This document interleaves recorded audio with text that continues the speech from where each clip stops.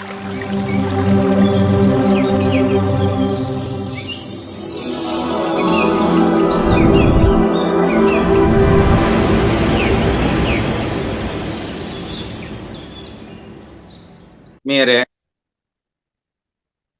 ಇವತ್ತು ಗುರುವಿನ ಮಹತ್ವವನ್ನ ಸಾರ್ತಕ್ಕಂಥ ಮತ್ತೊಂದು ತತ್ವ ಮತ್ತು ಅದಕ್ಕೆ ಸಂಬಂಧಪಟ್ಟಂತೆ ಒಂದೆರಡು ವಿಚಾರವನ್ನ ಮಾಡೋಣ.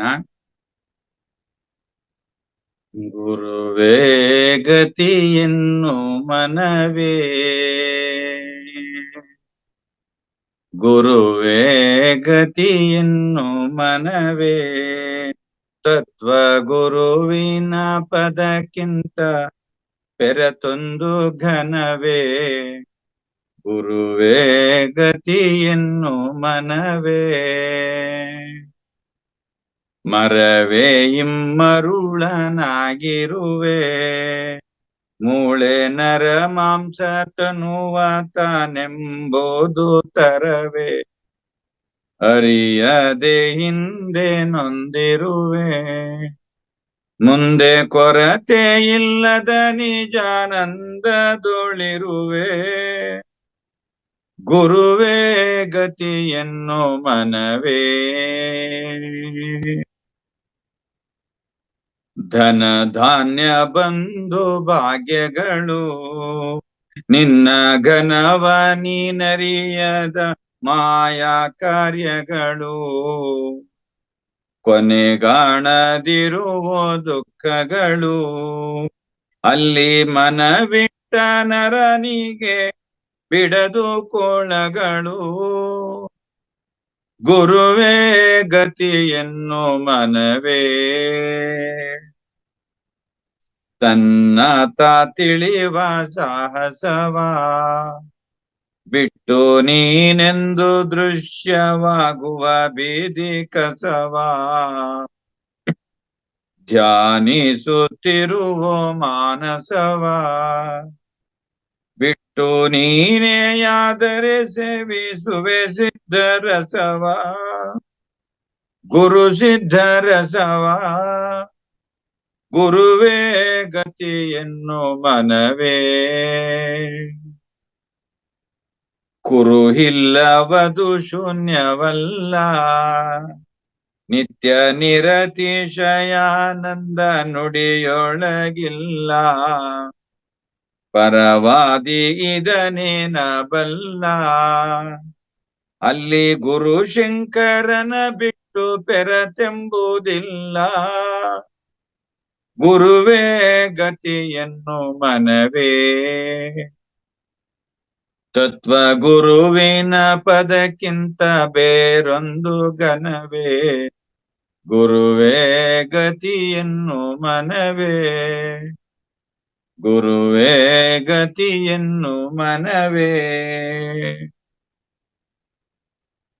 ಆತ್ಮೀಯರೇ, ಗುರುವಿನ ಪದಕ್ಕಿಂತ ಅಂದ್ರೆ ಗುರು ತೋರಿದ ದಾರಿಗಿಂತ ಮತ್ತೊಂದು ದೊಡ್ಡದಿಲ್ಲ. ಆದ್ರಿಂದ ಗುರುವೇ ಪರಶಿವನು ಅಂತಲೂ ಹೇಳ್ತಾರೆ. ಆದ್ರಿಂದ ಗುರುವೇ ಸಾಕ್ಷಾತ್ ಪರಶಿವ. ಅದಕ್ಕೆ ಹೇಳ್ತೀವಲ್ಲ, ಗುರುರ್ ಬ್ರಹ್ಮ ಗುರುರ್ ವಿಷ್ಣು ಗುರುರ್ದೇವೋ ಮಹೇಶ್ವರ, ಗುರು ಸಾಕ್ಷಾತ್ ಪರಬ್ರಹ್ಮ. ಗುರು ಈ ತ್ರಿಮೂರ್ತಿಗಳಿಗೂ ಮಿಗಿಲಾದವನು, ಸಾಕ್ಷಾತ್ ಪರಬ್ರಹ್ಮ. ಅಂತಹ ಗುರುವಿಗೆ ನನ್ನ ನಮನಗಳು. ತಸ್ಮೈ ಶ್ರೀ ಗುರವೇ ನಮಃ ಅಂತ ಹೇಳ್ತೀವಿ. ಹಾಗೆ ಆ ಗುರುವಿನ ಮಹತ್ವ ಎಂಥದ್ದು, ಆ ಗುರುವಿನ ವಿಶಾಲವಾದ ಮನೋಭಾವನೆ ಹೇಗಿರುತ್ತೆ ಅನ್ನೋದಕ್ಕೆ ಒಂದು ಉದಾಹರಣೆ ಅಂದ್ರೆ ದಯಾನಂದ ಸರಸ್ವತಿಯವರು. ದಯಾನಂದ ಸರಸ್ವತಿಯವರ ಬಗ್ಗೆ ನಾವು ಸಾಕಷ್ಟು ಇತಿಹಾಸದಲ್ಲಿ ಪಾಠಗಳನ್ನು ನಾವು ಅಧ್ಯಯನ ಮಾಡ್ತಿದ್ದಂತ ಏನು ಹೈಸ್ಕೂಲು, ಕಾಲೇಜು ಇಂತಹ ಸಂದರ್ಭಗಳಲ್ಲಿ ಈ ಪಾಠಗಳನ್ನು ಓದಿದ್ದೀವಿ ದಯಾನಂದ ಸರಸ್ವತಿಯವರನ್ನು. ದಯಾನಂದ ಸರಸ್ವತಿಯವರು ಆರ್ಯ ಸಮಾಜವನ್ನ ಸ್ಥಾಪನೆ ಮಾಡಿದಂತ ಮಹಾತ್ಮರು. ಇವರು ಭೂಲೋಕಕ್ಕೆ ಧರ್ಮದ ಗಂಗೆಯನ್ನೇ ಹರಿಸಿದಂತಹ ಮಹಾತ್ಮರು, ಶ್ರೇಷ್ಠ ಜ್ಞಾನಿಗಳು. ಶಾಸ್ತ್ರಾರ್ಥದಲ್ಲಿ ಅಂದ್ರೆ ಶಾಸ್ತ್ರಗಳನ್ನ ಅಧ್ಯಯನ ಮಾಡಿ, ಏನು ವೇದಗಳು, ಉಪನಿಷತ್ತುಗಳು, ಭಗವದ್ಗೀತೆ ಇವೆಲ್ಲವನ್ನ ಕೂಡ ಅಧ್ಯಯನ ಮಾಡಿ ಆ ಇವ್ರಿಗೆ ವಿರುದ್ಧವಾಗಿ ಮಾತನಾಡ್ತಕ್ಕಂಥವ್ರು ಯಾರು ಇರ್ಲಿಲ್ಲ. ಇವರನ್ನ ಪ್ರಶ್ನೆ ಮಾಡುವವರು ಕೂಡ ಯಾರು ಇರ್ಲಿಲ್ಲ. ಅಂತಹ ಮೇಧಾವಿ. ಆದ್ರೆ ಕೆಲವರು ಈ ದಯಾನಂದ ಸರಸ್ವತಿ ಅವರನ್ನ ದ್ವೇಷ ಮಾಡ್ತಾ ಇದ್ರು. ಸಾಮಾನ್ಯವಾಗಿ ಎಲ್ಲಾ ಕಡೆಗಳಲ್ಲೂ ನೋಡ್ತೀವಿ ನಾವು, ಅನೇಕರು ಗುರುಗಳನ್ನ ಸಂಹಾರ ಮಾಡೋದಕ್ಕೋಸ್ಕರನೇ, ಗುರುಗಳನ್ನ ಕೊಲ್ಲೋದಕ್ಕೋಸ್ಕರನೇ ಅನೇಕ ಮಂದಿ ಶಿಷ್ಯರಾಗಿ ಬರ್ತಾರೆ.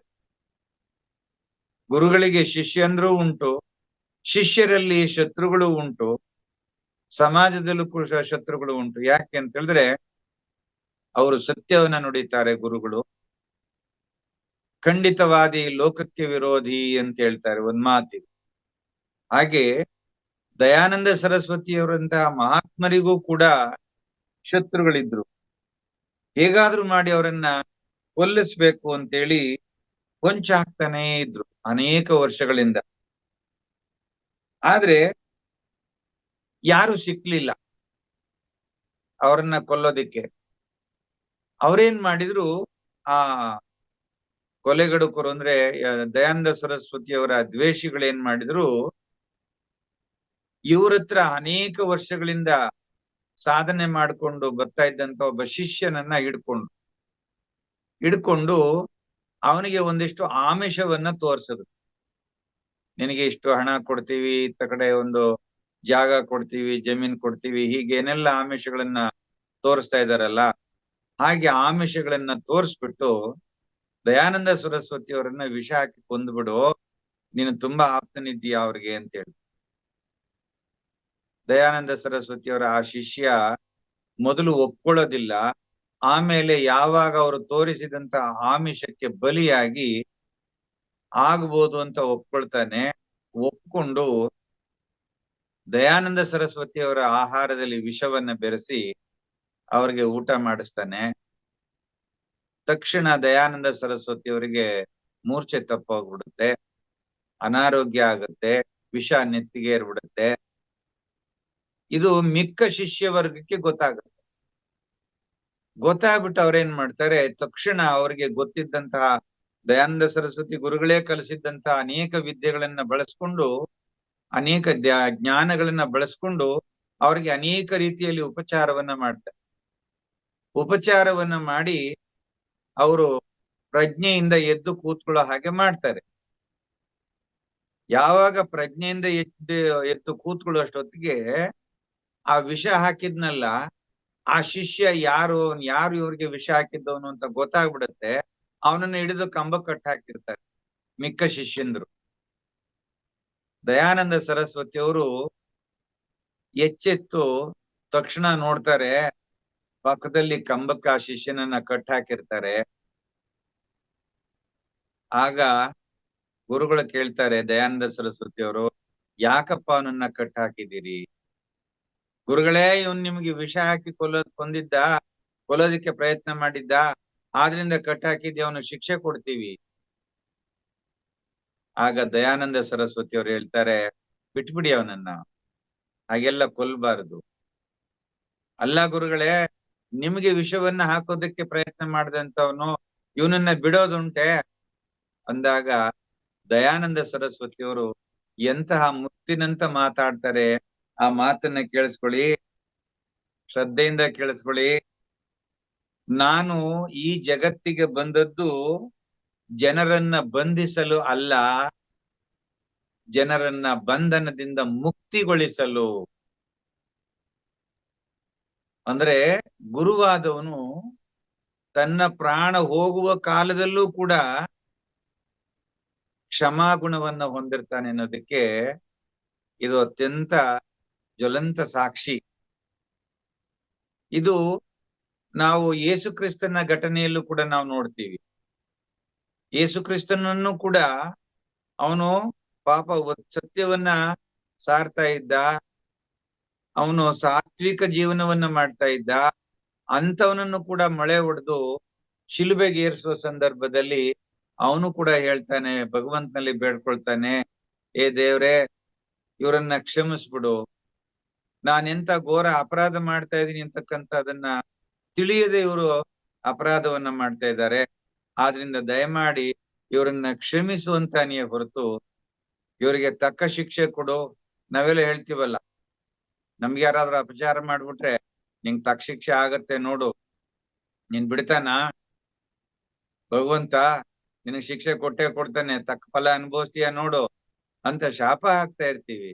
ಆದ್ರೆ ಯೇಸು ಕ್ರಿಸ್ತನು ಕೂಡ ಹಾಗೆ ಮಾಡ್ಲಿಲ್ಲ.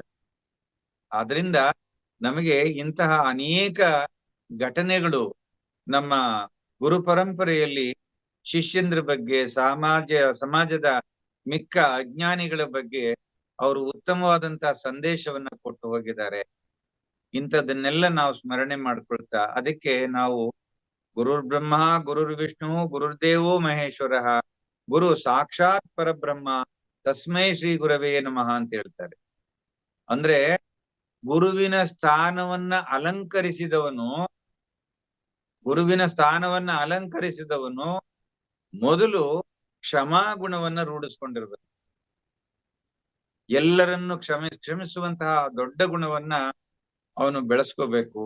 ಆವಾಗ ಮಾತ್ರ ಅವನು ಗುರು ಅನ್ಸ್ಕೊಳ್ಳೋದಕ್ಕೆ ಸಾಧ್ಯ.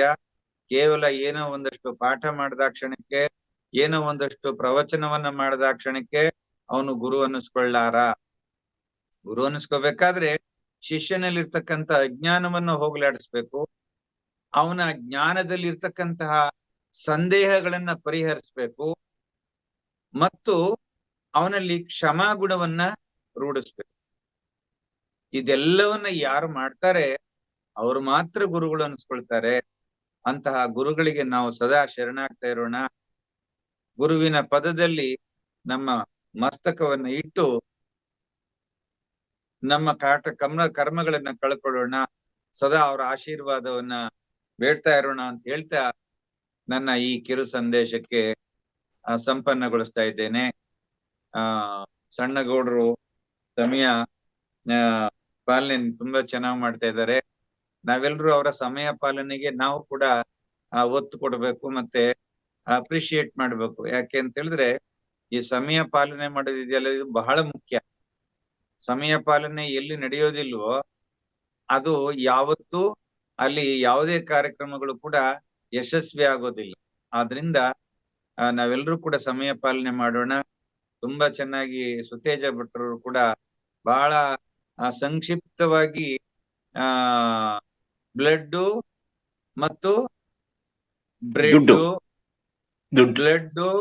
ನಾನು ಒಂದು ಸೇರಿಸ್ತಾ ಇದ್ದೀನಿ, ಬ್ಲಡ್, ಬ್ರೆಡ್ ಮತ್ತು ದುಡ್ಡು, ಇವು ಮೂರು ಕೂಡ ನಿರಂತರವಾಗಿ ಚಲನೆ ಆಗ್ತಾ ಇರ್ಬೇಕು. ಬಹಳ ಚೆನ್ನಾಗಿ ಹೇಳಿದ್ರು. ಹಣ ಒಂದೇ ಕಡೆ ಕೊಳತು ನಿಂತ್ಕೊಂಡ್ಬಿಟ್ರೆ ದೇಶದ ಆಟ ನಿಂತೋಗುತ್ತೆ, ದೇಶದ ಆರ್ಥಿಕ ವ್ಯವಹಾರ ಕುಂಠಿತವಾಗತ್ತೆ. ಹಾಗೆ ಆಹಾರವು ಕೂಡ ಒಂದೇ ಕಡೆ ಇಟ್ಬಿಟ್ರೆ ಕೊಳ್ತೋಗುತ್ತೆ. ಅವ್ರು ಹೇಳಿದ್ರು ಹಣ್ಣುಗಳು ಕೆಟ್ಟೋಗ್ಬಿಡ್ತವೆ ಒಂದೇ ಕಡೆ ಇಟ್ಬಿಟ್ರೆ. ಅಂದ್ರೆ ಇದು ಹೇಳ್ತಾರೆ, ಉಳ್ಳವರು ಇಲ್ಲದವರ ಬ್ಯಾಂಕ್ ಅಂತ. ಯಾರ ಹತ್ರ ಹೆಚ್ಚಿಗೆ ಇದೆ ಅವರು ಯಾರಿಗೆ ಇಲ್ಲ ಅವ್ರಿಗೆ ಕೊಡ್ಬೇಕು, ಕೊಟ್ಟು ತಿನ್ಬೇಕು. ಮನುಷ್ಯನಿಗೆ ಮಾತ್ರ ಈ ಎಲ್ಲವೂ ನನಗೆ ಬೇಕು, ಜಗತ್ತಿನಿರೋದೆಲ್ಲ ನನಗೆ ಬೇಕು ಅಂತಕ್ಕಂಥ ಸ್ವಾರ್ಥ ಗುಣ ಇರುವಂತದ್ದು. ಆದ್ರೆ ಪ್ರಾಣಿಗಳಲ್ಲಿ ಇದಿಲ್ಲ. ಒಂದು ಕಾಗೆ ಏನಾದ್ರು ಒಂದು ಆಹಾರದ ತುಣುಕು ಕಂಡ್ರೆ ತನ್ನ ಬಳಗವನ್ನೆಲ್ಲ ಕಾ ಅಂತ ಕರೆಯುತ್ತೆ. ಒಂದು ಕೋಳಿ ಒಂದು ಆಹಾರದ ಕಣವನ್ನ ಕಂಡ್ರೆ ಅದು ಕೂಡ ತನ್ನ ಬಳಗವನ್ನ ಕೊಡುತ್ತೆ. ಆದ್ರೆ ಮನುಷ್ಯ ಮಾತ್ರ ಎಷ್ಟೇ ಇದ್ರೂನು ಈ ಜಗತ್ತಿನಲ್ಲಿರ್ತಕ್ಕಂಥ ಎಲ್ಲವೂ ನನ್ನೊಬ್ಬನಿಗೆ ಬೇಕು ಅಂತಕ್ಕಂಥ ಸ್ವಾರ್ಥ ಗುಣವನ್ನ ಹೊಂದಿದ್ದಾನೆ. ಆದ್ರಿಂದ ನೋಡಿ ಆತ್ಮೀಯರೇ, ಅವ್ರು ಕೊಟ್ಟಂತಹ ಸಂದೇಶ ಬಹಳ ಅರ್ಥಪೂರ್ಣವಾದದ್ದು. ಇದನ್ನ ನಾವೆಲ್ಲರೂ ಜೀವನದಲ್ಲಿ ಅಳವಡಿಸ್ಕೊಂಡ್ಬಿಟ್ರೆ ನಮ್ಗೆ ಈ ಜೀವನದಲ್ಲೇ ಮುಕ್ತಿ. ಇನ್ನೆಲ್ಲೂ ಮುಕ್ತಿಗೋಸ್ಕರ ನಾವೆಲ್ಲೂ ಕಾಡಿನಲ್ಲಿ ಹೋಗಿ ತಪಸ್ ಮಾಡ್ಬೇಕಾಗಿಲ್ಲ, ಸಿದ್ದರ ಬೆಟ್ಟದ ಗುಹೆಯಲ್ಲಿ ಕೂತ್ಕೊಂಡು ತಪಸ್ ಮಾಡ್ಬೇಕಾದಿಲ್ಲ. ಈ ತರಹದ ಕೆಲವು ನಿಯಮಗಳನ್ನ ಜೀವನದಲ್ಲಿ ಅಳವಡಿಸ್ಕೊಂಡು ಹೋಗೋದು ಅತ್ಯಂತ ಉತ್ತಮ ಅಂತ ಹೇಳ್ತಾ ನನ್ನ 2 ಮಾತುಗಳನ್ನ ಸಂಪನ್ನಗೊಳಿಸ್ತಾ ಇದ್ದೇನೆ. ಧನ್ಯವಾದ.